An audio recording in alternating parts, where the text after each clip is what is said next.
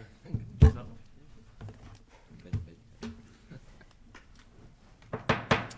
Good morning. I'd like to call this meeting of PSTA to order. Thank you all for joining us for this July 23rd meeting. I would ask everyone to rise for a moment of silence, please.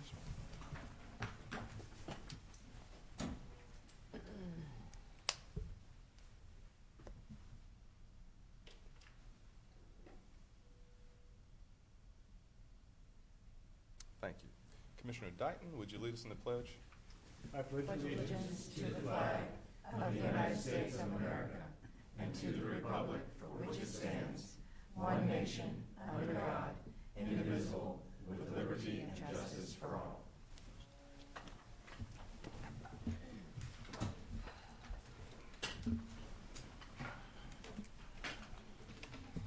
Okay, the first item on our agenda is public comment. If you'd like to speak, you'll be given up to 3 minutes to address the board. Do we have any comment cards? Going once, going twice. Okay, we will move on to the consent agenda. Any items to be pulled? If not, is there approval? a motion and a second for the consent agenda? All in favor? Aye. Opposed? Motion passes unanimously. Let's move on to action items. 4A is our FY 2015 budget trim notice. Ms. Leos. Is it Leos or Leos? I want to get this right. Leos. Leos. Okay, Leos. thank you. Well, good morning. Good morning. And today we are looking at the recommendation for the publishing of the required 2015 Truth and Millage Notice. And I am happy to say that we have no change at all in our millage rate, which is currently at .7305. Our maximum rate that we're allowed to impose would be .75. And this does have a positive fiscal impact on us. Based on our current forecast in the budget, we anticipate an increase of $2.2 million. This is primarily due to increases in the property values. And with that increase, not only will this go towards sustaining our operations, but it's also going to be going towards improvements in our services. Are there any questions at all on the millage rate? Any questions? Okay, I don't see any. Okay. Do we have to approve this Yes. as a maximum millage rate? Yes, we do. Move approval. Okay. Is there a second? Second. Okay, all in favor? Aye. Thank you, Mr. Vice Chair. I forgot. Any public comment on this item? Okay. Seeing none, we have a motion and a second. All in favor? Aye. Opposed? Motion passes unanimously. Let's move on now to our fair policy objectives 4B and our returning superstar. Welcome back, No Cassandra. pressure.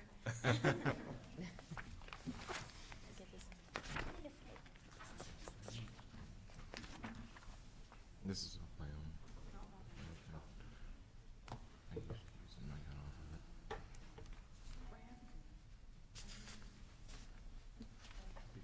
push join.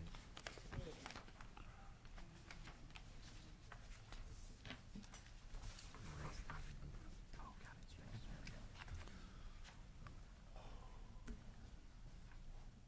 Okay. Little keyboard issues this morning. Good morning. Morning. Morning. Happy to be back. Happy to have you. You forgot me. No way.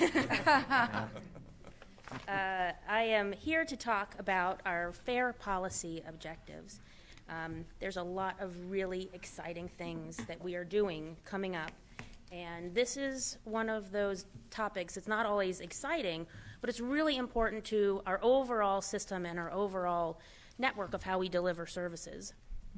This is a conversation that we're going to have over a series of meetings, but because we have these upcoming changes with our smart card technology being close to going out for RFP and implementing that technology, we have a real opportunity to look at the entire fare structure and the policy itself. Right now we have a guideline for fare increases, but not really a discussion of when we do fare discussions. We have procedures for DART and TD and Medicaid and bulk purchase programs, but these aren't necessarily all in one place written down. We also have a number of fare structure and meter. You'll find these on page 38 of your package. But today you have in front of you a policy that documents all of what we do right now. And this becomes a starting point for how we move forward. So we put it all in one place, codify it, and move on. The one thing that we noticed when looking through this is we need to set some objectives based on our goals as an agency so that when we move forward, we go back to those objectives and make sure that we continually meet the goal. As I mentioned before, by establishing this baseline fare policy, we can be prepared for our future programs. Again, those are the smart cards, which we're very excited about. That is going to give us a lot of new data about how our riders use the system and what fares they use the most. We also are looking into mobile ticketing. Again, a way to make sure that what we're delivering is easy for all passengers to use. We've also been talking about the Universal Pass program, working with cities and colleges and major employers to see if we can have Universal Pass programs for their employees, for students, where they can have unlimited rides. And then, of course, the Greenlight financial plan. As we move forward with the implementation of Greenlight, we want to make sure that we are true to the financial plan and true to what we've set forth to do. So these fare policy objectives were discussed at the Planning Committee, and I'll just go through them quickly and then talk about what the next steps are. Again, this is step 1 of 3. The fare policy objectives recommended by staff and discussed by the Planning Committee include 1, to promote utilization and occupancy. This is about ridership. Fundamentally, we are here to give rides to people. And so we want to make one of the number one things that we do is our ridership. How do we make sure that we have the most occupancy that we can? We are required to have equitable fares. Title VI, we have a legal obligation for that. But we also want to make sure that we are fair to people when we deliver discounts for our base fare. Our third objective recommended would be to optimize that fare revenue stream.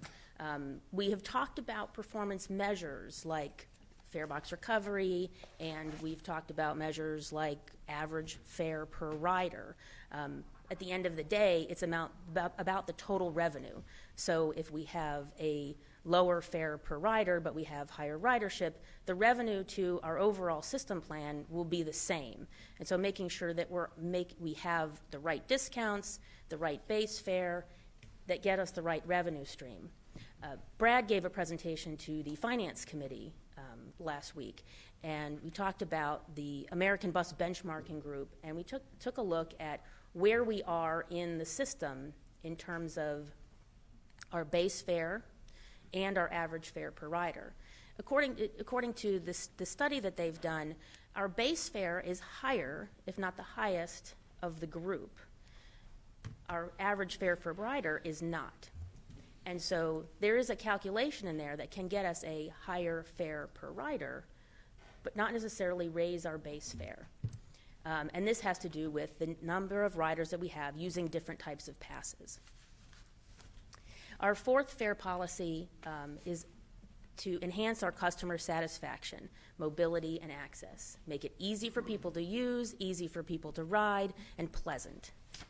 Number 5 is to improve our operations. When we start looking at fare policy and fare structure, the number of fares that we have sometimes gets confusing. And so that addresses objective number 4, but it also addresses objective number 5. If we have a system that's easier for people to load and use, they'll get on the bus faster, and that helps us keep our travel times quick. When we start to look at our other programs that we're trying to implement, respecting our customer privacy is also going to be a key objective. We want to have information about how people use the system, but we also want to keep their information that they've entrusted us with safe. And so these 6 objectives are what the Planning Committee had discussed. as a starting point for us to move forward with steps 2 and 3. And I'll get back to those objectives in a minute. Again, as we start to look at an opportunity to change our fare structure, and by that I mean the number of passes that we have, and you can see the dozens of passes that we have, again, on page 38. We want to take a look at what people are saying about our current system. And so we actually had one last night, our rider focus group. I haven't heard about how it went yet, but we will. And we'll have a couple others to talk to riders about how they are using the system, what would make their ride easier. We'd also like to do some surveys for infrequent riders. So again, look at our surveys that we've done for tourist routes and move forward with new information. Again, making sure that we are using the data that we have to the best of our ability. We'd also like to prepare for this new fare system by simplifying those media options. So again, if we change the way that we consolidate some of those options, we can make it easier for people to use and understand and know what is the right fare for them to choose. The third step, which we'll talk about after the first two, is about a systematic fare adjustment formula. This is based on the objectives, but also on that financial plan that we've put as part of the Green Light Plan. We'll review that and come up with a formula that makes sense so that we can regularly monitor the way that our fares are being set. This includes discounts as well as the base fare. But this would be not as we have been doing it, which is we look at the budget, say, it's sort of ad hoc as to when we change fares. The last time we changed the base fare was 2010. The last time we changed other fares was 2011. This is a regular look and adjustment as we move forward. And it can be up or down based on the objectives that we have, the number one being ridership. So what we are recommending today is that we approve the objectives so that staff can go back and do some additional research and then work on that formula so that we can have, again, a data-driven fair discussion. So with that, I will turn it over to the committee chair, the planning committee chair, Julie Budowski. We supported it. Planning Committee reviews and supports it. I think it's very timely and very well done. Do we have any comments from the public on this item? Okay, seeing none. Move approval. We have a motion. Is there a second? Second. Okay, motion is second. Commissioner LaValle? I should have asked you this before you started in on the policies, but the universal card, will the smart card equipment capture their data? We're working on that, on how we can make sure that they, A, capture their data, or B, we have to distribute cards to them. So that's exactly the conversation we're having right now. Real, Yes. real good information. Yes. Yeah, okay, thank you. Thank you, Commissioner LaValle. Commissioner Johnson? On the TD program, the last time we worked with this, I got a lot of phone calls, Right. and I was wondering, those persons that were so upset with the changes, are they going to get noticed It is in. before we do it? Please? Absolutely, and it is in your policy, and it is also in the procedures for the board that any time we make changes to the fares, we have an extensive public engagement program, including public hearings, and so we have that all set up as part of the process. We want to do more than that, as we have been with Greenlight, is make sure that we talk to people about this. But this may not mean fare increases. It may mean we start to look at other things, like how do we get more riders? Because when we look at the formulas, the ridership is the input. All of the other things are performance measures or outputs. We have lots of riders in the TD program. Yes. Lots. Thank you. Thank you, Commissioner Johnson. Commissioner Newton?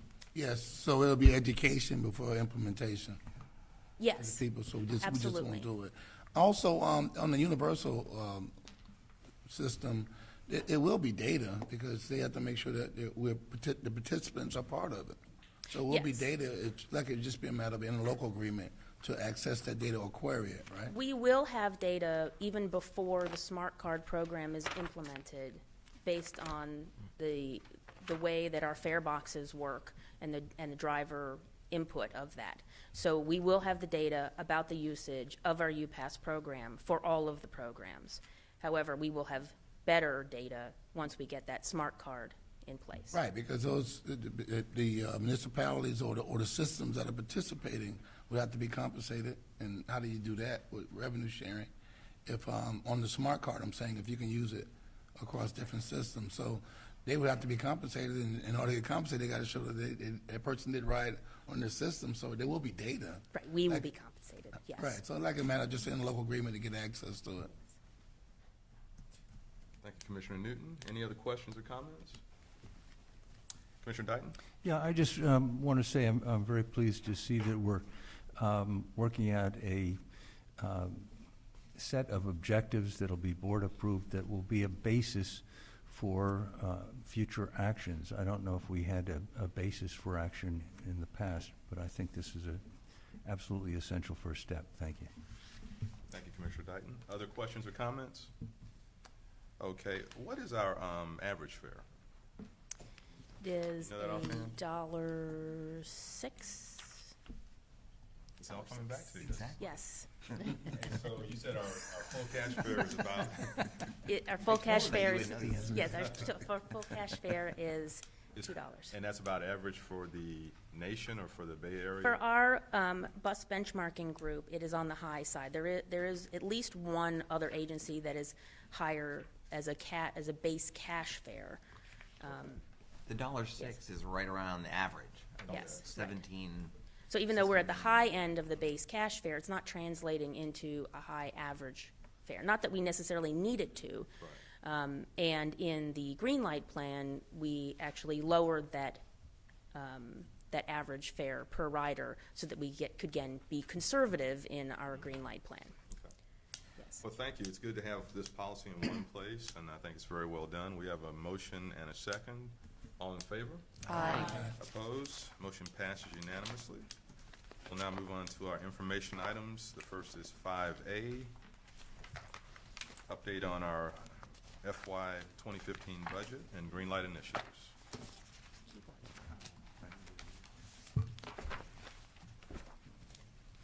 Thank you, and good morning. Good morning. So I feel like I have to tell my summer vacation story since we just talked about the fare policy. So, and this is related. My family and I took a vacation to the Grand Canyon, and we flew in and out of Las Vegas. So we were in Las Vegas for one day, and they have a bus that goes up and down the strip of Las Vegas that is incredibly packed with tourists. It's 100% tourists, so they charge $6 per ride on that one bus line only. The rest of it, I think, is $2 or $1.75. But on that ride, it is $6 cash per person. And so at every bus stop along the strip, it is just jam packed. There's 25 people waiting. So my family gets on, and she said, the driver, she says, it's $6 per person. I said, $24? And there's no discount for kids at all? No. And my kids and family had already gone and sat down in the bus. And you ripped them back Of out. other tourists waiting behind me. And I only had a $10 bill, and I did have 14 ones in my wallet. So I'm like feeding them in. And, you know, it's 115 degrees out, of course. And I fed them in, and then I finished, and I was like, okay, am I done? And she's like, you know what you did? You took so long that I'm going to have to make all these other people wait out in the sun, and I'm not going to pick them up. We're going to have to go. And then she makes an announcement over the loudspeaker. Attention, this man. All these people had to wait because he couldn't get his money out. I was like, I am the head of a transit. That's hilarious. That's beautiful. And then I got to the back, my kids were like, oh my gosh, Dad, she hurt. I know, she's going to kill me. What were you going to do with 14 ones in Vegas? Yeah. That's what I want to know. They used to be. I thought they only I took lost 5. it, no. Quick Happens in kids. Vegas. They don't have a Target, Brad. customer-friendly fair policy. Okay.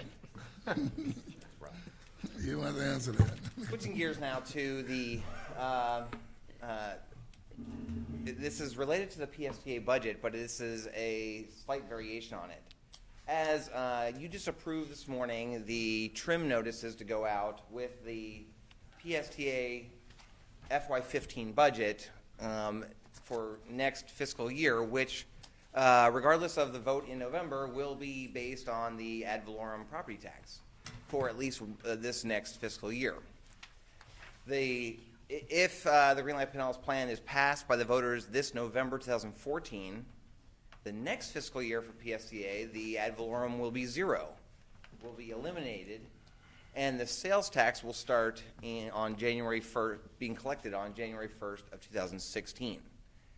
So with that, the budget that you were presented to in draft, that I know you all are reading at night by your bedside, is based on the ad valorem rate and based on the revenue assumptions based on ad valorem. And so that won't change following your consideration of it in September. The amount of funds for PSTA and the services planned won't change. But following the successful passage of the Greenlight vote in November, I believe it's important to demonstrate progress, very quick progress, toward at least some of the initiatives that are in that Greenlight Pinellas plan in 2015. And so this presentation is an informational item for you to show you or to discuss some of the items that we might implement in 2015 related to the Greenlight Pinellas plan, only following the successful passage of the vote. Regardless of the vote, the FY15 budget that you have before you already has a number of great initiatives that are funded, as Debbie said, with a slight, with the property values increasing, a slight increase in overall ad valorem revenue, and other revenue increases. We will launch a new route serving Tampa Airport, or the first route that serves the airport, from a new park and ride lot in downtown St. Petersburg by Tropicana Field, with an awesome advertising branding of the Route 727. That service hopefully will start right around Thanksgiving, or maybe on December 1st. With the Greenlight passage, we're working to see if we can have a direct line to the gate. Regardless of passage or not, we will have service there, but it might be a connection using the airport's shuttle buses that they have to the economy parking that would connect with the bus, so the bus wouldn't have to go all the way up to the gate. We're going to have a new transit center in Pinellas Park. That'll be a great service for our riders. We have, this week, I think we finally have a deal with St. Pete College for 34,000 students and faculty, including faculty, it's more than 34,000, to ride for free next year, and hopefully in future years. And we're working out the details on that.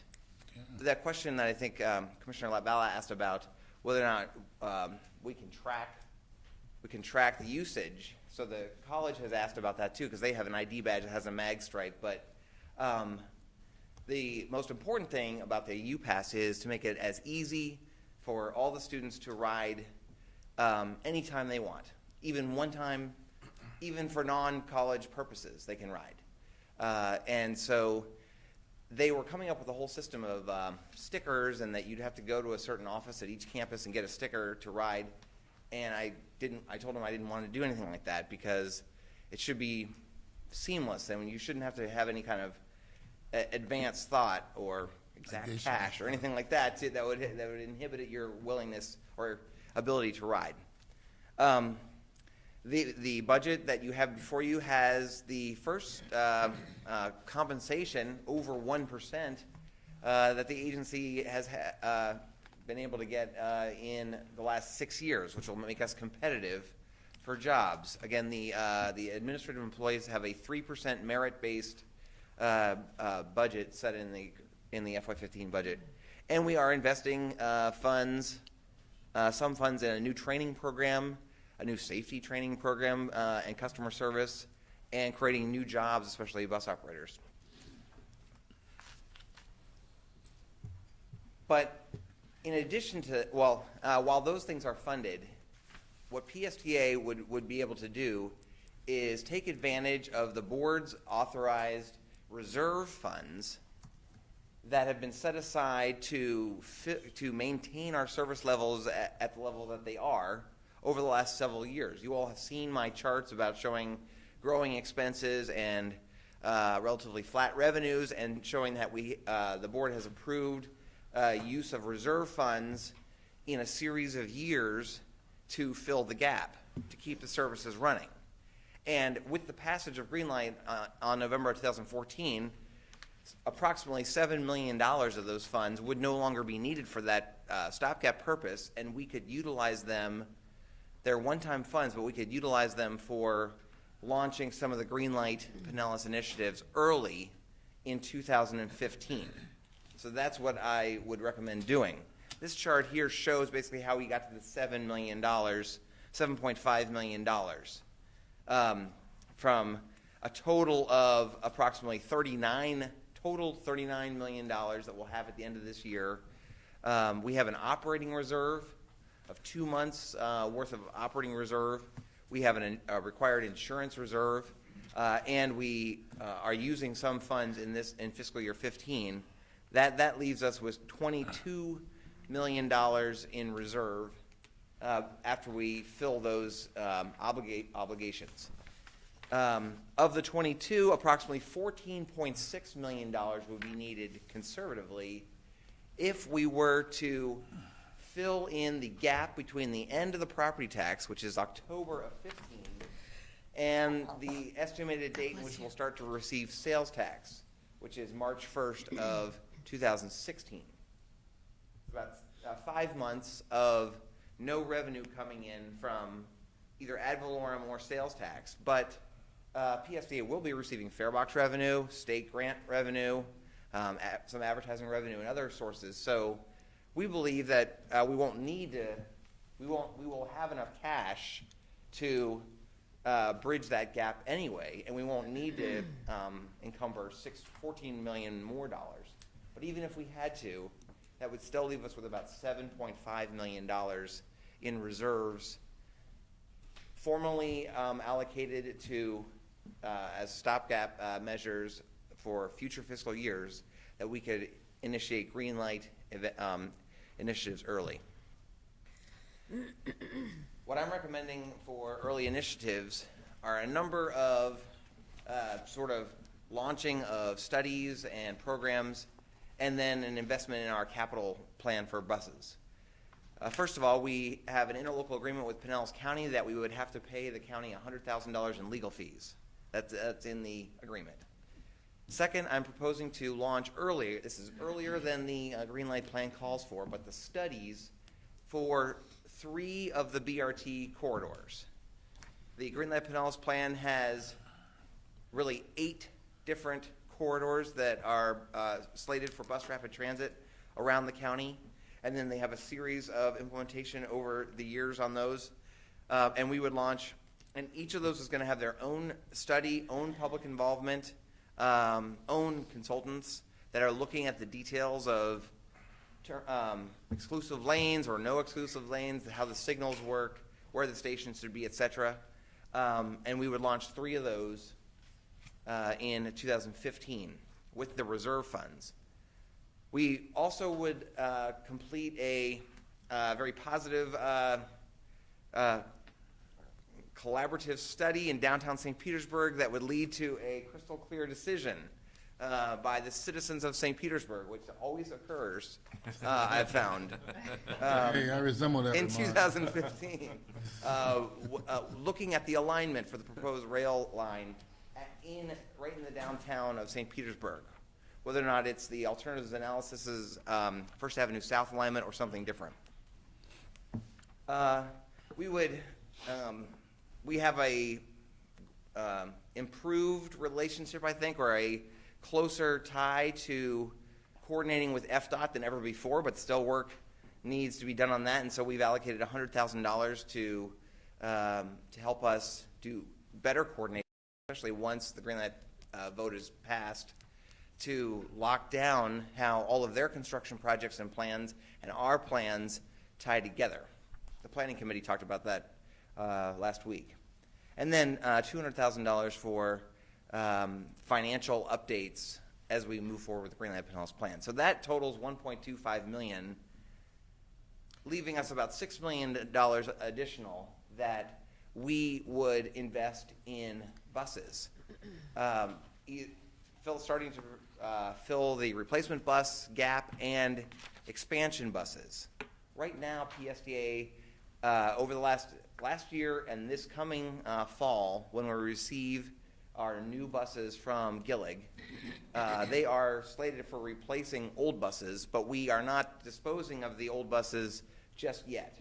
We are putting them in a contingency fleet so that we might be able to launch some new services early in 2015 rather than waiting a whole year for new buses to arrive.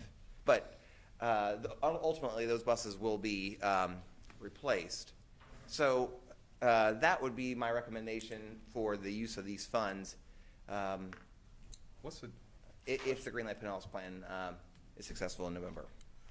On the BRT routes, have you identified the 3 routes? Yes. I know Central Avenue or First Avenue North and South, because that's had so much study underway already, is one of them. I believe another one is 49th and East Bay, and the third would be Gulf to Bay in Clearwater. Okay. Commissioner Wojciechowski, this is recommended by the Planning Committee? Yes, we discussed this at great length, actually. The 2 items, if I remember correctly, that we talked about the most was the BRT routes themselves, and knowing that 19 is the spine and so long, and our timing of jumping on 19, and the staff explained that they're going to do it in chunks.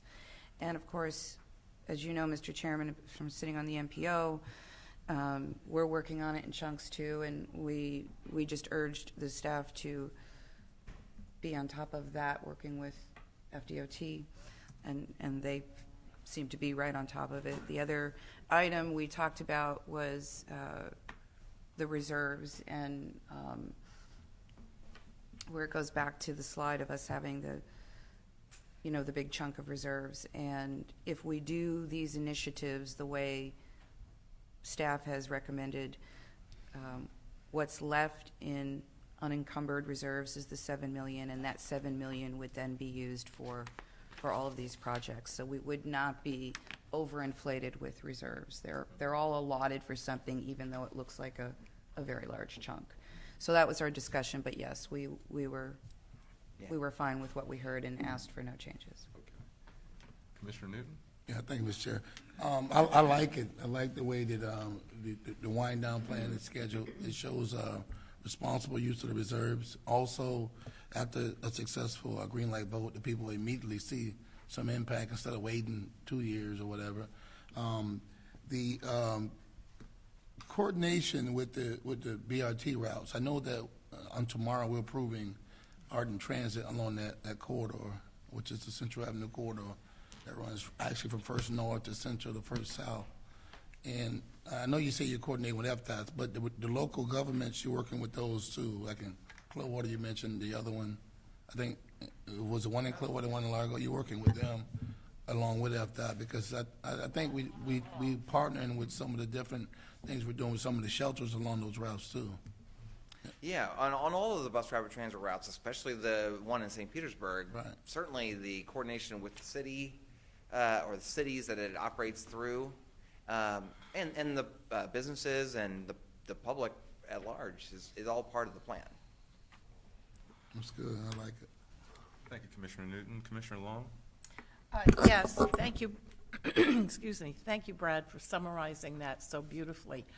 Given the conversations that we've had over the last week and will continue to have over the next 2 weeks, I'd like you and the staff to be very aware and cognizant of what's going on as we move forward on the 118th Bryan Dairy 102nd corridor that comes across the county, because you may remember that was a concern from the college and the students about getting from the Gandy area over to that campus in Seminole. And since just last night, actually, we heard the presentation about the new Seminole Mall. development of the mall, it is poised, given that it goes forward the way they're talking about, to be quite a new, interesting destination in the middle of our county. So just keep that in mind, because with these BRT corridors that you've outlined,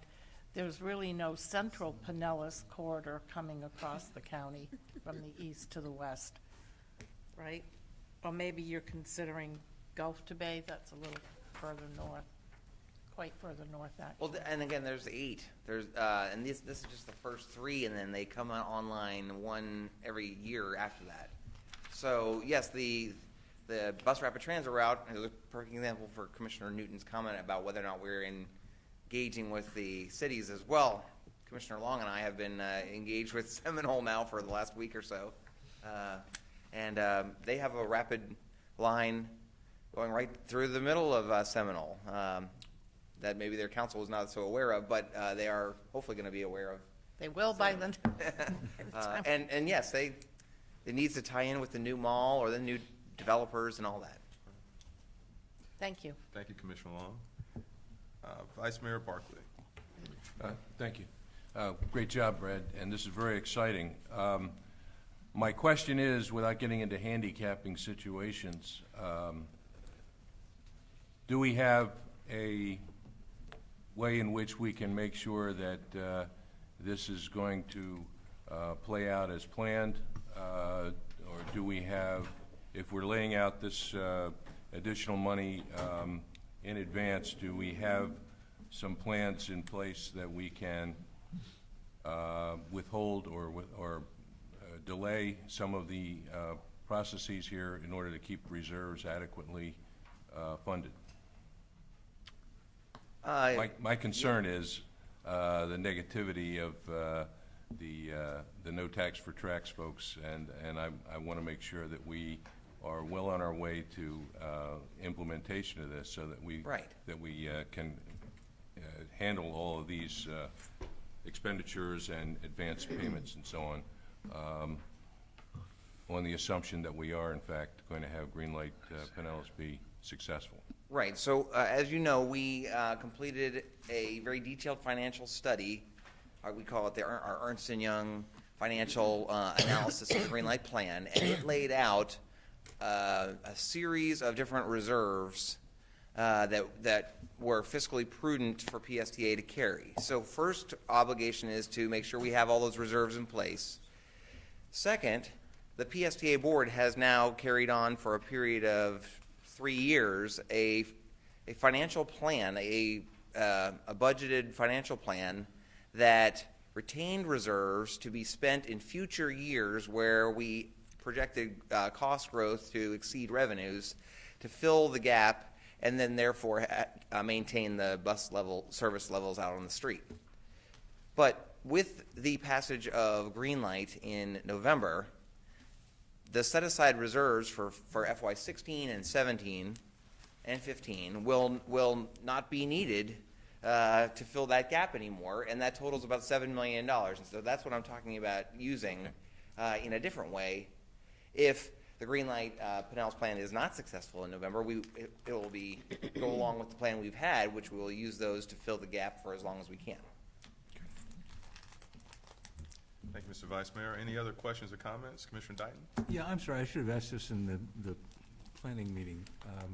But for the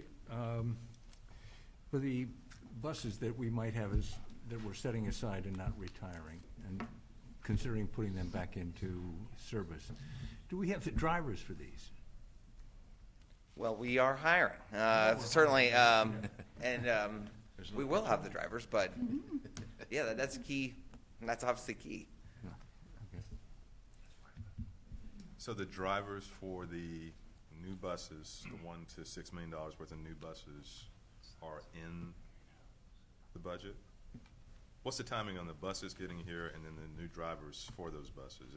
Is that in 2015-16 fiscal year? We have budgeted in the draft budget before you for new additional bus operators, and those are sufficient to cover the new 727 airport route operation, as well as a number of other smaller changes to the service that we've planned. There are, at least not in the current budget, funds for all of the new operators needed to run all of these bus rapid transit lines. That's why the plan is to really just launch the studies and the planning for them rather than the actual operations. The $6 million I'm recommending for buses would essentially be to buy replacement buses so that they ultimately, those the reserve buses, those old buses that we put into reserve could be retired, because in about a year's time then we would have buses to replace them.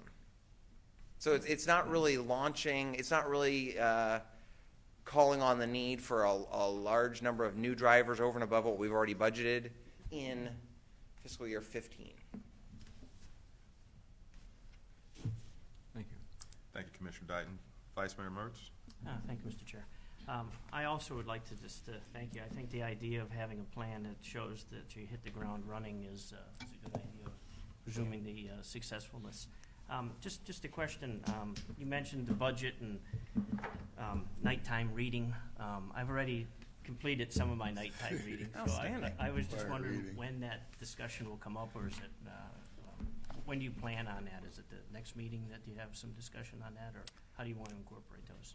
Well, yes. I think we'll have some discussion about it in August. We've had discussions at the last 3 or 4 planning committees, and then this month and the next month, and then ultimately there'll be the 2 public hearings.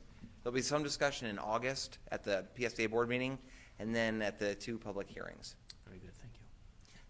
Would you like us to have a dedicated item in August on the agenda? Well, it's just one question. There was just an item in there discussing insurance, so I just wanted to get a clarification on it. Okay. And so I didn't know I don't know if it's a necessary item.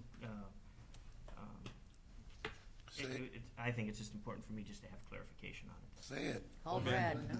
Oh, can we do it now? That's now, that way they can have it when they come back on. Fire away. We don't give them time. Yeah. Well, there was just, I'm sure it's simple, but there's an issue in here that the insurance was budgeted to increase, and it's 185%. What was listed here over the FY 2014 projected. That was on page 5 here. But the clarification I have is that on page 13, the adopted value is for the FY 2014 was like $1.4 million, and for proposed was $1.5 million. So there's a projected number which is quite a bit less, whereas if you look at the projected versus the proposed, I could see a 185% increase. But if you looked at the adopted from 2014 to proposed 2015, it's 5 or 6%, which is reasonable. So I was just wondering for clarification on that, that's all. I think I can answer it hopefully fairly simply. We were very successful this year. It's sort of a good news, bad news. Very successful in getting recoveries and also third-party reimbursements this year on claims. And we have a self-insured retention on our claims up to a certain dollar amount, around $250,000 or $150,000, depending on the claim. Anything above that we get recovered and we get a check back to us. So this year we got a lot of money back in checks that we don't anticipate next year. The reason we don't anticipate those same amount coming back next year is we don't have a lot of large claims on our books. So that's the good news. The bad news is you're not going to see the big checks coming in. So that's why there's a big disparity between the two. And that number, the recoveries are netted out against The insurance. We Okay. track it as a separate line item so we can see what's coming back in. but ultimately they net together. Oh, okay. Well, then You did that's, first. I mean, that's excellent, actually. I mean, when you look at it here as an increase of percent change of 185%, it could look like it was an increase in premiums or various things, but the fact that you were able to recover those, instead of paying out the anticipated 1.48, actually only 541,000 is excellent. So I understand it, and it shows that it's a percent change, but it's actually not a bad percent change. It's actually a very good percent change. Right, it's all for good reasons. All for good reasons. Okay, thank you. Appreciate that. Vice Mayor Merce, thank you for your excellent financial oversight. Another great example of the leadership on this board. Vice Mayor Barker, do you have a question pertaining to this? No, I Okay. just was going to say that. Well, let me get the Vice Chair. He was next. Vice Chair Johnson. The question I had is, just to put this in perspective, what we've been talking about is the FY 2015 early initiatives should Greenlight pass, when it passes. These will be implemented at that time, but the next major change in the service that we provide really won't happen until we start getting the sales tax in, which again, the time frame for that is 16, is that right? Second? That's right. March. Yeah. So, Well, the sales tax starts being collected January 1, and then we understand from the State Department of Revenue that the receipts that PSTA will start seeing come about March 1st. so I just think it's important that when we talk about these early implementation items, we're understanding that even though the referendum passes, we won't see the additional funding to make some of these early implementation, the route changes, the extending the route hours. That won't happen Right. in December. So, thank you. Thank you, Mr. Vice Chair. Vice Mayor Barkley. Well, actually, Committee Chair, Finance Committee Chair Johnson actually goes back to the question that I raised originally, where we've got a 5 or 6 month hiatus with no revenue coming in, and that's why I asked about the possibility, as a contingency, that we could delay some payments or something like that in order to keep reserves higher. But if that's comfortable, everybody's comfortable with that, then that's okay. The other, what I was going to say before, is the fact that the Finance Committee already reviewed the insurance issues that Commissioner Mertz alluded to, and we feel comfortable that that is a good scenario with regard to the insurance expenditures. Thank you, Mr. Vice Mayor. Any other questions or comments on this item? On our budget calendar, we've got the 2 trim hearings. Is that August and September, or both in September? They're both in September. August, did you say there's a work session, or is there another bite at the apple on the budget, or is it just the 2 trim hearings in September? Well, we had some discussions with the Planning Committee about whether or not we would have some level of discussion with the PSTA board about the overall budget at the August regular board meeting. Why don't we just schedule that as an Yeah. agenda item, and then if there are any questions on the budget, we can handle them at that time, and then we'll go into the trim hearings with the consensus. Yeah. Okay. This is not an action item. Is everybody on the same page? Any heartburn on this approach? I think it's a good approach. Okay. Thank you, Brad. We'll move to 5B, our Green Light Outreach Update, with another superstar, Ms. Franco.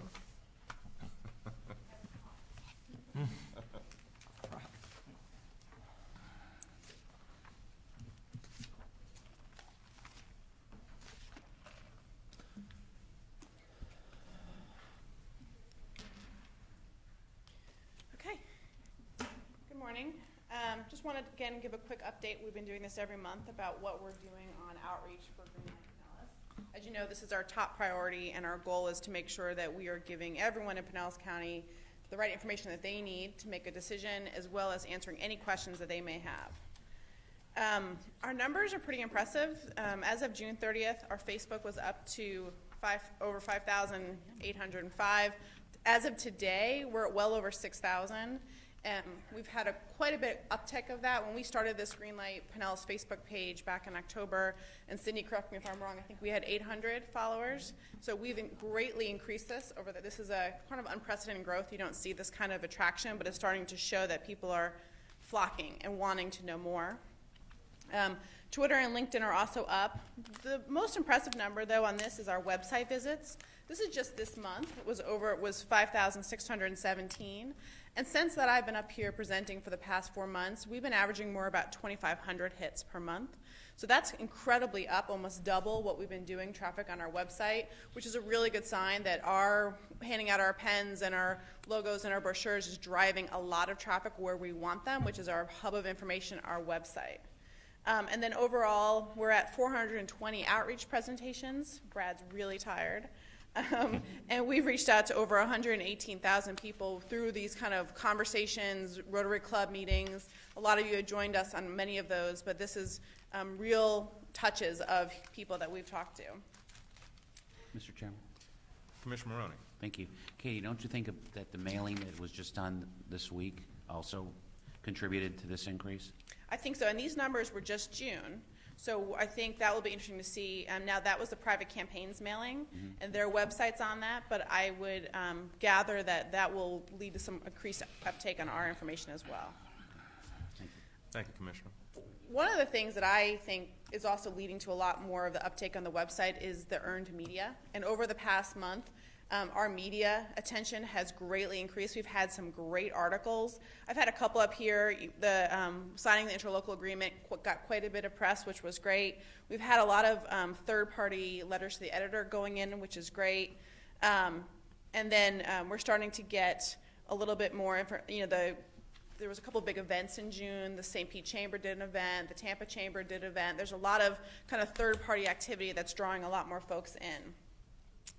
We're also having a little bit more fun on Facebook.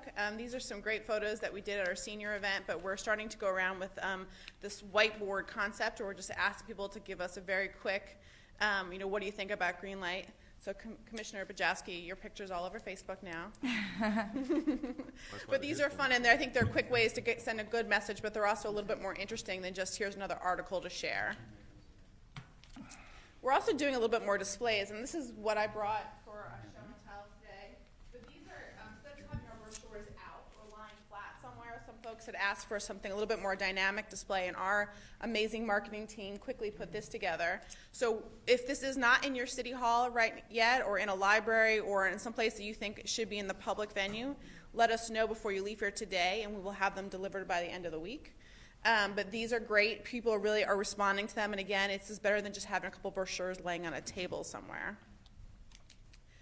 We have been doing some events. Last month we did our senior event, which Commissioner LaFalla and Bajaski was very great to come and speak, and others came and joined us, which was great. But again, it was a really nice opportunity to focus on one piece of our message and have a conversation with folks with a very specific interest.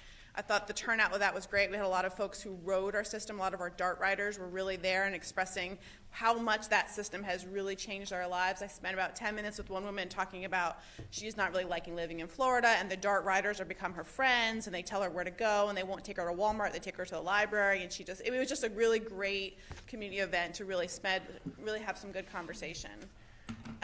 We're continuing to advertise. We are continuing to have our bus advertisements and our online advertisements. We've added a couple new publications. I think we're in, Cindy, correct me, what's the publication, the new one that we're in? Power Broker Magazine. So we're kind of expanding where we are. And now we're looking forward. So we're 15 weeks out to the end of this part of Greenlight Pinellas until we get into the fun part, the building it. We are going to continue to increase this outreach. We're continuing to get feedback that more people haven't had a chance to ask questions or don't know. So I think we're just in the kind of that ramp up stage.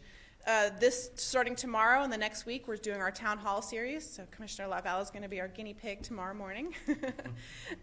These will be great. We're going to be reaching out to over 120,000 people throughout the county that we're going to call and ask them to join us, as well as we're doing a lot of heavy advertising of that call-in number. So we're really looking forward to that, and many of you will be joining us on those calls to help answer questions. We're also looking at, we've had a lot of conversations and folks asking us about, how do you start to imagine what this is going to look like? And now that we have a neighbor in Orlando that's done this and is starting to have really impressive development opportunities and really impressive things coming out of the ground, there's been a lot of talk about, should we go see Sunrail? Should we maybe do a field trip? So we're exploring those options right now, talking to the folks in Orlando, maybe at late August, early September timeline, and we'll keep you posted on how that comes together. We're also looking at a newspaper insert to actually put something in the Tampa Bay Times and maybe a couple other papers to actually mail out, send out to all the distribution to really provide, again, that information base. And then, again, these third-party groups are really getting a lot more active, and the economic development community is looking at doing a large transportation forum at the end of September. We'll have save the dates out to that, and we'll talk to you a little bit more as that agenda comes together. We'll share that. But that's an exciting opportunity, again, to really focus on one or two core messages and for us to participate in a big way. So it's been busy. It's going to get busier. But again, we're counting down. We're in the final stretch. So 15 weeks to go. And thank you all for your help. And thank you for all the more that we're going to ask of you. The final ask we have today is outside when you leave today. We have packets for you. So we have, I think it's a set of a dozen or so yard signs, some more brochures. But a lot of you have been asking. So we wanted to make it really easy. So it's a grab and go kind of self-service on the way out the door. And we'll help you get it to your car if need be. Outstanding. Thank you so much. I was going to ask you about the yard signs because I get requests for them all the time. And it's good to have the information going out because this is really evolving into a battle of getting the information out versus the rhetoric. I had a Twitter person who I don't even know yesterday tweet me and said he got a call from Axe the Tax. And Yeah, last night I got the call one of was those, saying that rail would cost them $4,000. If you do the math, that's $400,000 worth of sales tax on 1%, not even counting our $5,000 cap. It's just a totally made up number. But that kind of, I've never heard of Axe the Tax, which sounds like a different group. But anyway, we've got to get the correct information out there, and I'm glad to see so many efforts going forward. On the newspaper inserts, are we looking at the St. Pete Tribune as well? You know, I think the original quote that we're looking at is the Tampa Bay Times, but I think we've had some conversations as we develop that piece. Let's figure out where else it might make sense to place it. And my thinking is just that they have a larger base in North County. We looked at Commissioner Latvala or Commissioner Buljowski, the St. Petersburg Tribune. I think has more of a version in Brooklyn, Pinellas. Right, has more circulation in North County. I get it. I don't know how. Okay. Tampa Bay Times, No, not the other one.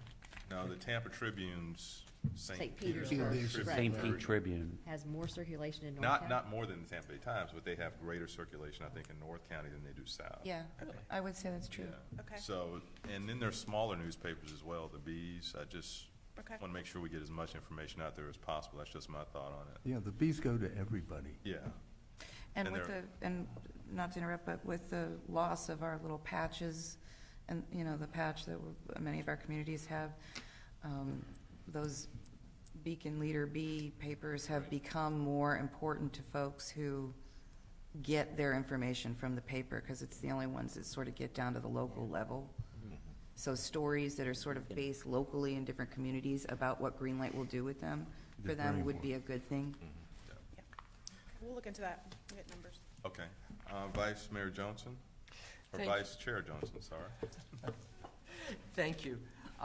This is just a Greenlight report, related report. I went to a seminar yesterday that was sponsored by the Tampa Bay Partnership, the Florida Department of Economic Development, Enterprise Florida, and counties of Hillsborough and Pinellas, their economic development. And Mike Meidel, who's the director here in Pinellas County, was asked a question about the Greenlight Pinellas, and he said responded, Greenlight Pinellas is incredibly important to the whole Tampa Bay area. He also said that one of the ways, as the economy continues to grow, we need the economy in Pinellas County to continually revitalize and continually grow, just like other cities have regeneration within the community. And the quote was, but one of the ways we can make sure that we stay competitive is in attracting the best and the brightest young people from around the country and in doing that is the development of a true modern transit system that allows people to get around. Very well. Share that. Thank you, Chair. Let me get Commissioner Newton and then Vice Mayor Barkley. Oh, thank you, Mr. Chair. I was at the economic development meeting for elected officials yesterday also, and Mike Mindell was right. He was talking about, the question was on transportation and how the transportation play into this. And he said it's huge when it comes to transmission-oriented development, which is TODs, and corporations looking to relocate to certain areas to move their workers around, and what ease they can get around. That's why it boggles me. I didn't know. I saw in the media that the only municipality so far that didn't support Greenlight was Seminole. And I was speaking with two of their officials that were there yesterday, and I couldn't see the logic in that. When you got an empty mall, you got to get people there for redevelopment. Then you also got St. Pete College right there on alternate nights. And you talk about, and then that leads right into the youth fair for the students, the BRTs, talking about 118. I don't get the logic of the elected body in that region not wanting to support expansion and good transit. I also received that robocall yesterday evening, and I responded to it. One of the questions, and Commissioner Welch was right, or Chairman Welch was right, it asked you, would you vote for Greenlight Pinellas if you know it would cost your household another $4,000 a year? That's what it said. And I said yes. And then it said, would you vote for it if you know it would be 8% tax, which is the highest in the county, or the highest for the county? And I said yes. And it had some other misinformation. But what's happening is us as board members have really got to get on the stick and putting more information out. The yard signs are great. Talking to people are great. Driving traffic to the website is great. Every time I see an article on any transportation or the light, green light, I share it on my social media to try to keep it going, keep people informed, because people are asking more questions about it. As you can see, they're going to the site more. But all in all, my answers was yes, yes, and yes, because that's what needs to happen. But it's obvious what's going on. Their tactic is to go after the registered voters or the super voters with misinformation, because those are the people who ultimately are going to decide they're going to vote. So we just need to do a better job of getting the correct information out there to let the people know how it's going to benefit them. And I just showed you a prime example. I don't understand the logic, in that particular one city or municipality who does not support Greenlight. And Axe the Tax, I'm sorry, but I believe, I haven't heard they were working locally yet. We saw them work in 2010. They're based in Orlando. I'm going to assume, and they had some funding. So I'm interested if that's what's come over now, sort of an outside group to get involved. That's the first I've heard of that. So we'll definitely follow up with that, but that's interesting. They're not a local, that's actually a funded organization outside the area. Wow. Thank you, Commissioner Newton. Not only is this critical for Pinellas County, but the opponents of any kind of rail, kind of see this as ground zero, because if it passes here, then of course Hillsborough is going to be next, and so we need to be prepared for those kind of messages coming from wherever. Yep. Vice Mayor Barkley. Thank you very much, Mr. Chair. Finance Commissioner Johnson mentioned that there was a question on transportation, specifically with regard to PSTA. I was the one that asked that question, and Mike Mindell, who is the director of the Pinellas County Economic Development, was very pro Greenlight Pinellas and talked at some length about this, as has been stated. But I also wanted to point out that Stuart Rogel, who is president and CEO of Tampa Bay Partnership, was at that meeting, and he also spoke in generic terms about the importance of transportation networks being critical to the growth and development of regions such as ours. And it's very important to understand that we're the only major region in the country that does not have an integrated network, including rail, and it's extremely important that that is developed. Also, after the meeting, I talked with Mr. Rogel, and he also was very upbeat about the Greenlight Pinellas program. And Lindsay Kimball, who is the director of the economic development of Hillsborough County, talked about the fact that the Hillsborough County system is going to once again work towards developing a integrated network in the upcoming period. And so they're keeping a close eye, as the chair said, they're keeping a close eye on how successful Greenlight Pinellas is. So we're starting to see a lot of activity in this, and it's very important that we continue to be upbeat and aggressive and out front with regard to getting Greenlight Pinellas through the system. Thank you, Vice Mayor Barkley. Vice Mayor Mertz. Mr. Chair, not to jump on who was at the meeting yesterday, but I was also there and had some conversations with Mr. Meidel, and follow on to some of the comments I had on here earlier on. I think it's important not only for economic development, but also to try to look at bringing businesses into the area that support rail and buses and things like that. And I think that in itself is another avenue to increase support for the overall Greenlight Pinellas program. So he seemed very interested in doing that, and also looking into other areas to bring people in and businesses in that perhaps would be working and hopefully maybe supplying some of the components or piece parts or manufacturing as necessary that could help further pursue the growth that will come from this. Outstanding. Thank you, sir. Commissioner Newton? I just wanted to know if you've been doing reciprocal links on the websites to the municipalities who have endorsed Greenlight, because I was looking at ours, and we got a Greenlight link, and we also got a little scroll here that says you can pick up Greenlight Pinellas signs at Sunken Gardens, yard signs. I'm wondering, are you doing stuff like this, the low-hanging fruit with the municipalities who already support Greenlight? Yeah, I think a lot of them have started to put their own pieces on, and part of this process is reaching out to every municipality and what do you need, how can we get it to you? But we're not tracking the traffic on that at this point that I know of, so that might be something we'll look into. Not the traffic, I'm just saying, you already have the ones that support Greenlight. We were the first, Yeah. gave you a resolution. Are you getting links on here, on their sites, this is stpete.org, to draw more traffic to and educate more people? Yeah, 'Cause we get a lot of people going to ours too. Yeah, I think That's we what have I that was some. asking. We'll follow up probably some more we can get that on there. That's good. Well, we already have those people in the books. I don't I see know why they wouldn't. Largo, Yeah, subtle, well, but they have it on their front page, a link. We even got sign locations. Thank you, Commissioner Newton. Anything else on this topic? Any other comments?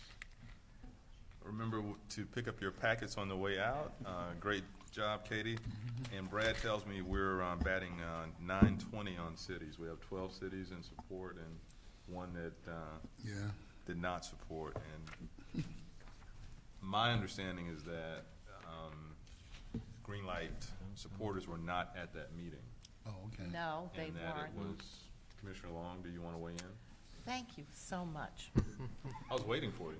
I was trying to be gonna good weigh in because anyway. everybody was talking about yesterday, and I was there too, so I'm not going to regurgitate that. But this was a very orchestrated event, in my opinion, because no one at PSTA was aware that this was going to come up on the 8th, and there was no one there to speak to the benefits of Greenlight, and I am embarrassed that my city has taken this action, quite frankly. It is very apparent to me from talking to several members of the council after the vote that there were so many things that they did not know about the Greenlight and how it would benefit their community, and it is quite stunning, really, to me, that they took that vote with the lack of knowledge that they had.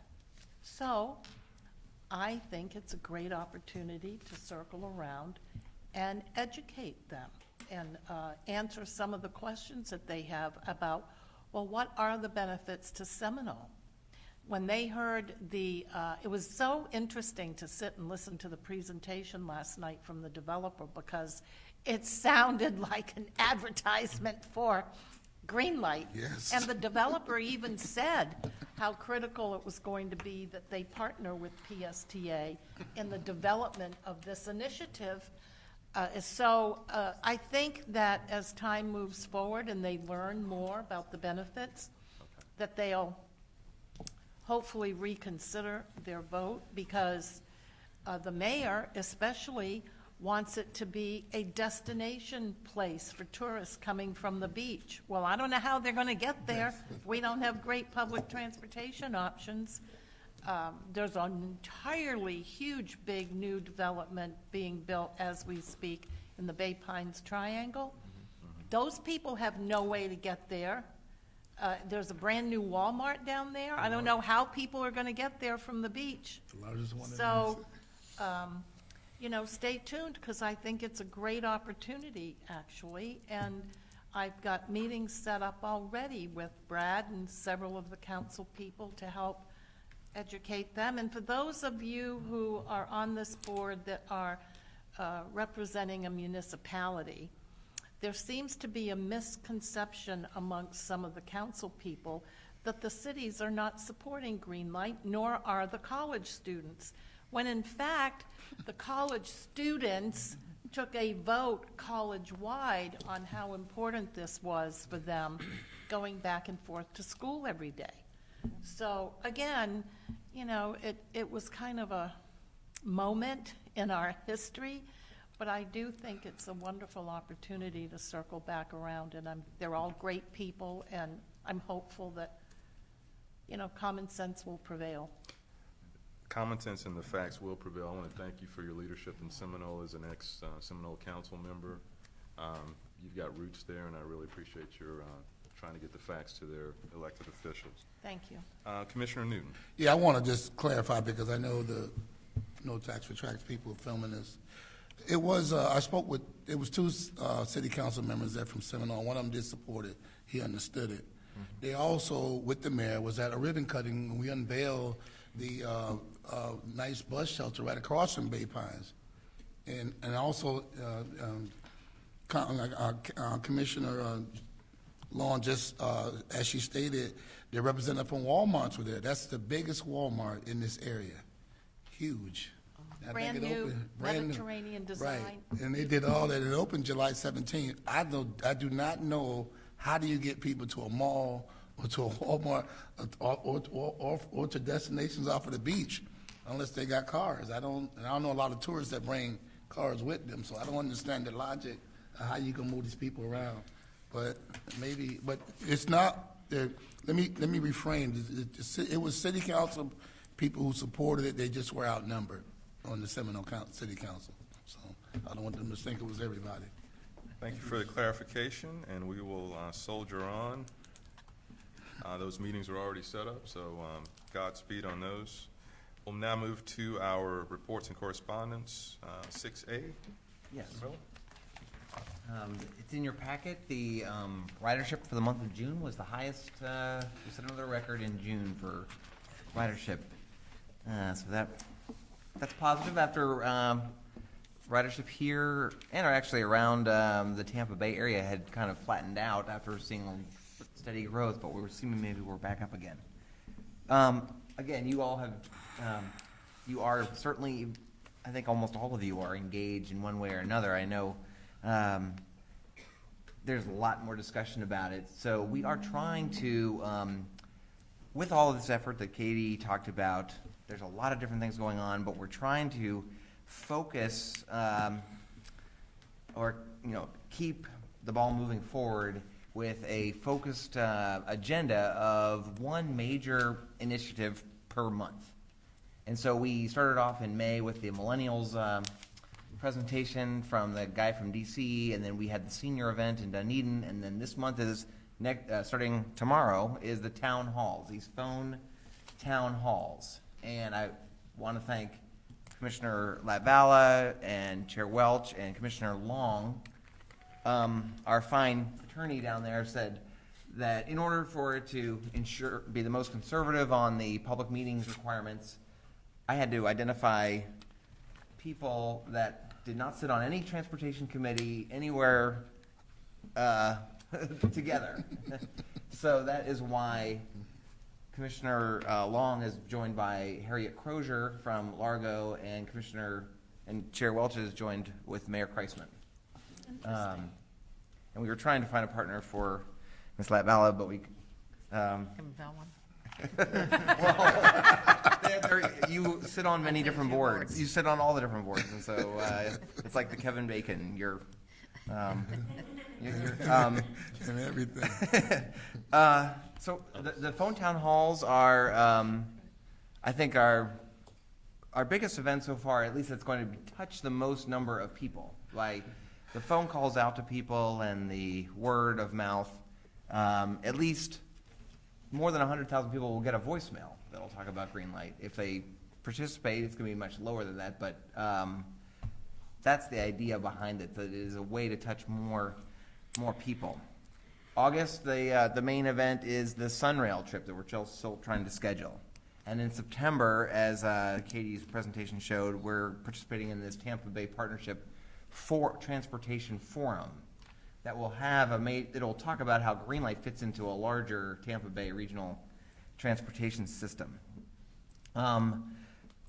Next week also we have a planned event down in St. Pete for their UPass program. The city's UPass program is going to have I think it's a meeting of the city employees to try to get the word out with the city on Wednesday, and then Thursday is a press conference with the vice mayor.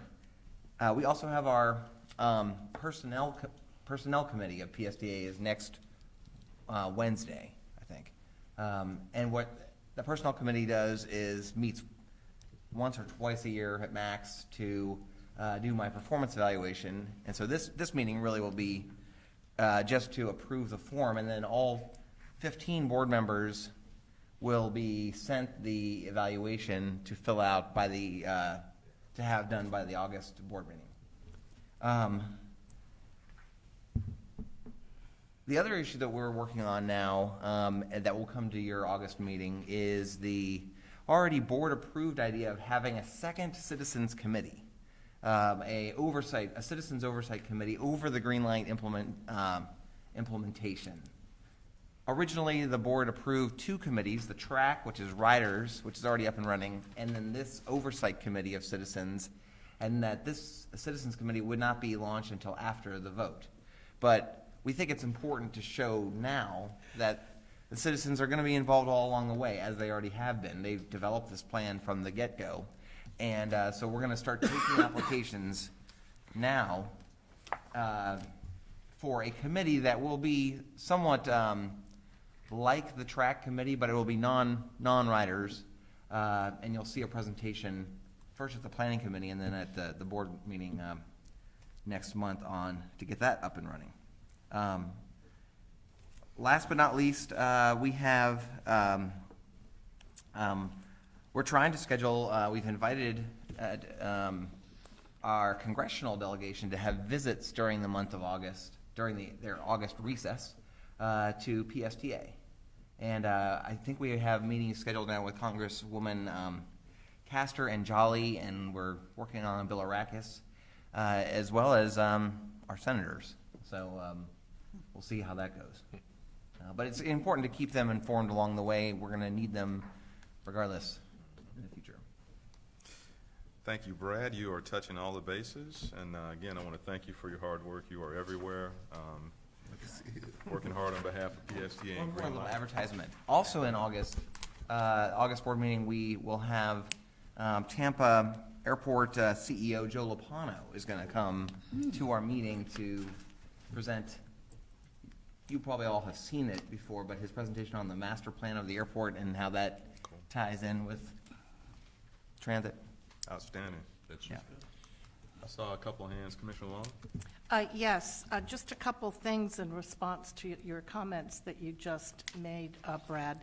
I don't know if you've decided yet where the September 24th Transportation Forum is going to be. In the last year and a half, I've attended several transportation forums and summits, et cetera, and they are always in Hillsborough County. So I hope that ours on Greenlight will be here. Caroline Hilton. All right, thank you. And then I just wanted to make a comment about a point you made with regard to your evaluation and the form, to say, in the course of my entire working career, I have evaluated and looked at a lot of evaluation forms, and I was incredibly impressed by the one that you did last year. I hope you don't change it too much. One of the best ones that I've ever seen done. And with regard to Joe Lapano coming and making his presentation, you might want to consider reaching out at some point to Paul Anderson, the executive director of the Tampa Port, because in a summit that I was present at a month or so ago, he tied regional transportation together as a key element of the new economic opportunities with importing and exporting and the different kinds of businesses that would evolve as a result of that. So just a thought. Thank you. Okay. Thank you, Commissioner Long. Commissioner Newton? Yeah, I was going to also say that Joe Latano's airport master plan presentation is beautiful. He came to council and presented it. If you haven't come to your municipality and present yet, you should, because it shows you how every one of us uses that airport. Every little city goes over and flies out of that airport. He's showing you how his plans for the future is. He also attended the trip down to Miami with us with Senator Micah with the Intermodal Center, the tunneling project that they had down there, and also the Tri-Rail. We went down and we saw the managed lane. So he was in attendance with us down there. So he's doing a lot of the things that they've done, and they're moving in leaps and bounds in Miami. They had about 3, I think, billion-dollar projects underway when we were down there touring, and everybody anybody involved in transportation and or environment, every entity was in the room when we had the luncheon, and they all were moving in the same direction. So they all had the same number one objective, which brought them billions in capital funds to get these projects done. So that's going to be important too as we move forward and we entertain our congressional delegation. Thank you, Commissioner Newton. Vice Chair Johnson? Thank you. There are a couple of things I'd like to comment on in this report. One is under the marketing department, the hits on PSTA.net. 3,200,000 hits in 1 month. One of the challenges that I had when I started taking the PSTA buses is knowing when the bus would be there, knowing where it would go, and the opportunity for using the website. It looks like a lot of other people are using that. Also, the real-time bus information statistics. 105,000 callers by voice response. That's in addition to the real-time system, which sent out 156,000 text messages. Lots of ways to get information about getting around on the bus. Another thing that's in this report on page 86 is a reference to the FDOT and PSTA projects. And there's a reference there, the pedestrian accommodations on US 19 and Harn Boulevard. I'd like to do a shout out to both Representative Hooper and Senator Latvala for helping raise that issue with the Florida Department of Transportation. And at the same time, I understand that the DOT project on US 19 has deleted the PSTA item on their weekly meetings. Apparently they don't think it's important anymore, which I think is a great challenge for us to make sure that we continue to work with them to make sure that the bus passengers are accommodated in that very significant and very important project there. Thank you, Mr. Chairman. Thank you, Mr. Vice Chair. Any other questions or comments on the CEO report? Okay, Brad, thank you very much. Future meeting subjects. It's on page 92 of your packet. Any further comment? Questions or comments on future meeting subjects? Seeing none. Move on to any other business, Brad. Okay, let's move to board member comments. Commissioner Maroney. Thank you, Mr. Chairman. First of all, the Legislative Committee, I know we took a vote a couple of months ago to change it to 9:30, and it's still showing at 9 a.m. No. Okay. And then also, last week I had the pleasure of attending a luncheon with the Realtors, the Tampa Realtors Group, and Cassandra and Chris Steinacher from the Chamber put on an awesome presentation to that group, and there was so many good questions. And it wasn't just Tampa folks, it was Pinellas Realtors, commercial realtors, and also Tampa commercial realtors, and they had really good questions, and they handled it really well. And I'll tell you, they're a great team together, so great job, Cassandra. Thank you, Commissioner. Vice Mayor Mertz. Thank you, Mr. Chair. Two quick items. A couple of weeks ago, I had family visiting. We had the opportunity to take the Jolly Trolley from Safety Harbor to Dunedin and back, and that was quite enjoyable, I must say. On time both ways, which was very good, and with the windows open, it was very easy to almost think you were vacationing as well, which was very enjoyable. One thing I would like to mention is in there are nice maps that you can pick out, and you can see the different cities. I mentioned that at our commission meeting just this Monday.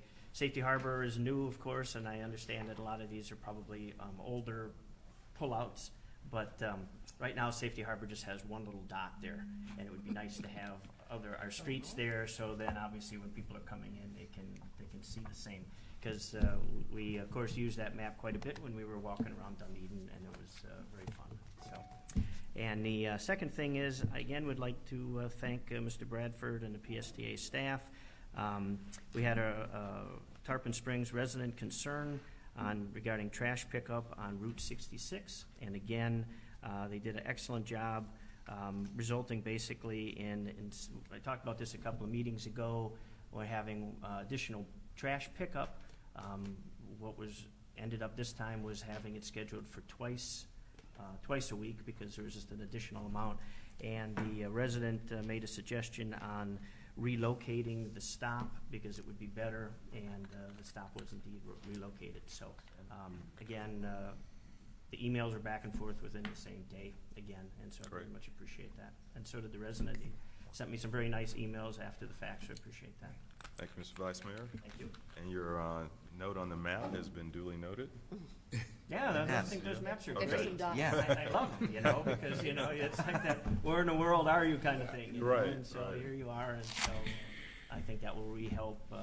We had 12 people on our going there and 14 coming back, and so I thought it was, for that particular stop, it was very good. And I could see that map in use as we were walking around, other people too.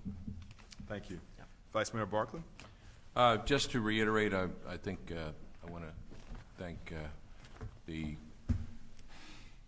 overall way in which Green Lake Pinellas is moving forward. As we get closer and closer, the intensity increases, and I think we're looking good. We just need to keep the momentum going.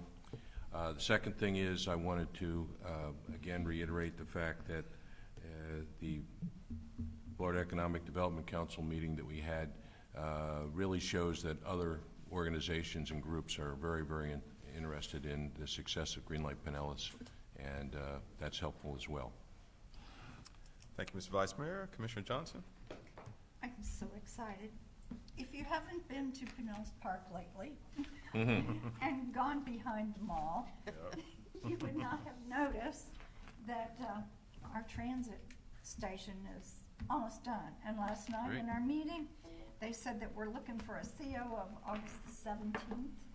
Awesome. Okay, but it has windows.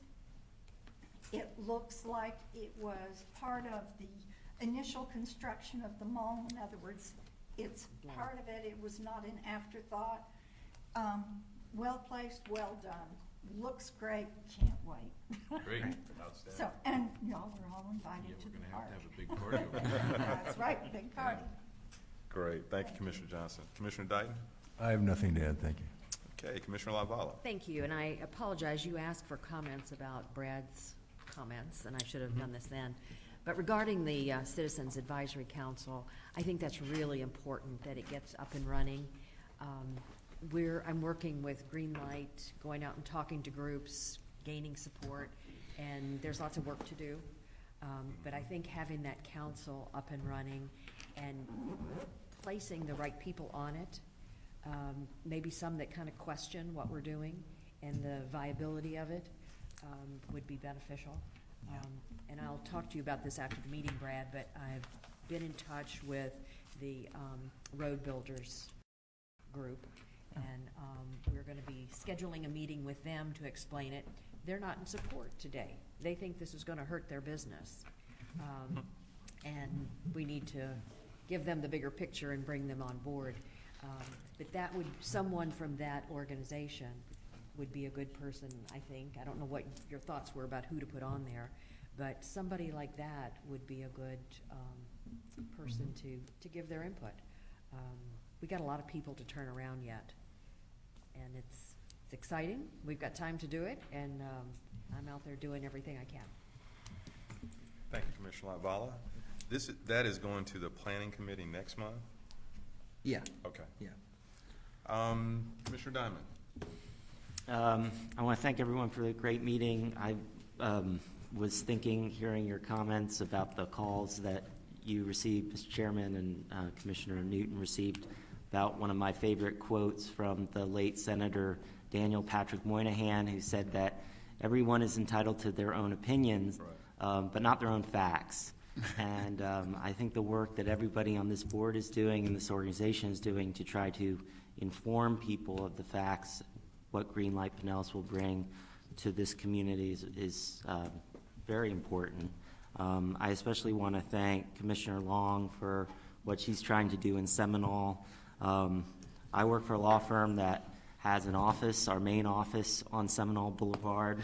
I'm in the St. Pete office, but we employ 11 people, and if I can be of any help in talking to local Seminole officials, let me know.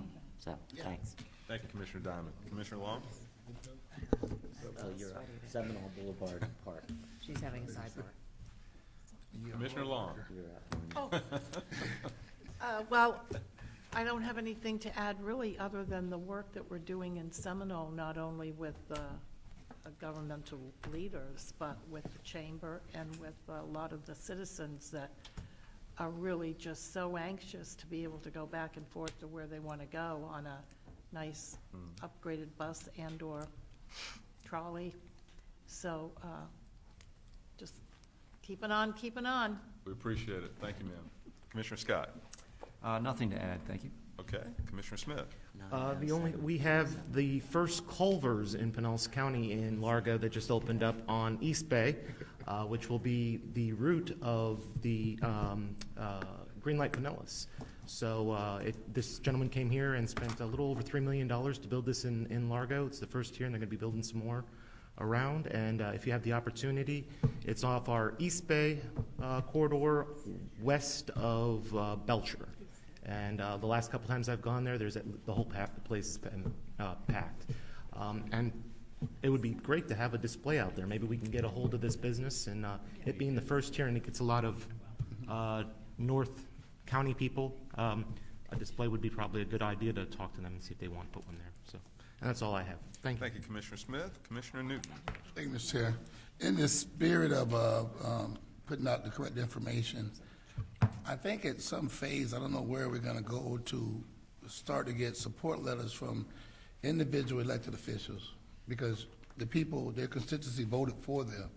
And now that we have tactics of calling elected officials, calling registered voters, then I think the voters or the constituency that put that person there should know that they support Greenlight Pinellas and a robust system and an expansion of a system for the betterment of economic development and moving people around. I think it's kind of a bad thing to have them sheltered up under one body thinking that they're against Greenlight. I think at some point we should try to seek letters from those elected officials, because they got people that support them, they got people that voted for them, they got people that respect their leadership. I don't think they should be silenced by the majority, the silent majority, if you will. I want to read out the employees' recommendations for this board meeting. We have 20 bus drivers, no customer service reps this time, just bus drivers. So bear with me while I hose up your name and take it out of love. We got Will Baker. They said he was kind, caring, and courteous driver. We have Betty Chappell, and she was great, impeccable driver.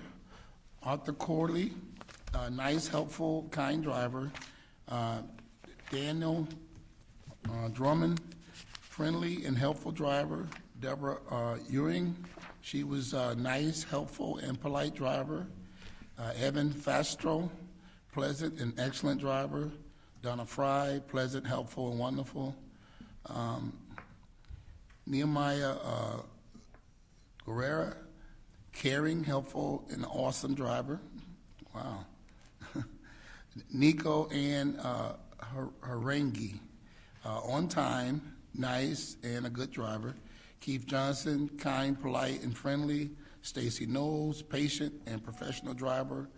Arlene Notcher, friendly, helpful, professional driver. John Mooney, helpful, professional driver. Nicola Penavy, professional and excellent driver. Michael Ralston, patient, safe, and professional. Ira Roberts, extremely pleasant driver. Timothy Rostrom, nice, friendly, and professional. Julie Sobel, kind, helpful, and extremely nice. Brett Simmons, great and extremely nice driver. Kevin McNeely, nice, friendly, and always on time. I just want to thank you. I mean, I know it's a tough job, but you guys are the face of PSTA. You interact with these people day in and day out. Those are our external customers. We're just a board. Without you, I don't know how they would get around. They depend on you for their transportation to get to doctor's appointments and other destinations throughout our beautiful county. And I just want to thank you for the good jobs that you do. Thank you, Commissioner Newton. Secretary Buljowski. I have nothing. Okay. Vice Chair Johnson. Thank you, Mr. Chairman, members of the board. I've been reading a couple books recently, and one of them deals with the effectiveness of boards and how to make sure that all members of the board get we benefit from the contributions of all members of the board. And it's in a board with 15 people, that's got to be tough. And I know personally that I have benefited by being a member of the subcommittees or the committees, and you get a chance to dive deep into issues there and really have more interaction with our CEO.